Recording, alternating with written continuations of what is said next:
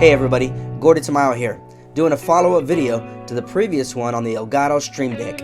One of the cool things about connecting these two together is StreamYard has made it pretty quick and easy to download some presets to get you up and streaming right away.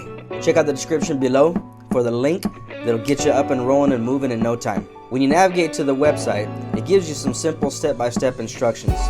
You simply click the link to download it, which is going to take you over to another folder that you can download directly to your computer. Upon downloading the proper file, you want to open up your Stream Deck app, head on over to the gear icon, open that up, which will bring you to your preferences section. Click on the profile tab, and then navigate down towards the bottom where you see this drop down arrow and hit import. From there, you're going to want to find where you downloaded the file. You'll get a pop-up notification just verifying it's okay for Elgato Stream Deck to access these files in your downloads folder. Once you find it, open up the file, and bam, you're going to notice that the icons are right there already loaded up on your Stream Deck. As you can see, some pretty cool options are already in place for you.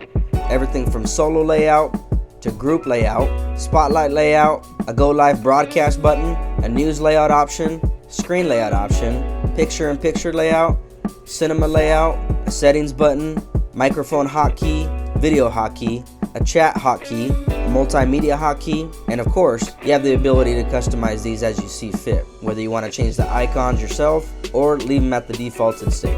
In the top left-hand corner, you can see a drop-down arrow, which lets you switch back and forth between profiles. You can choose to rename these profiles or leave them at the defaulted ones that they have in place. And that's it.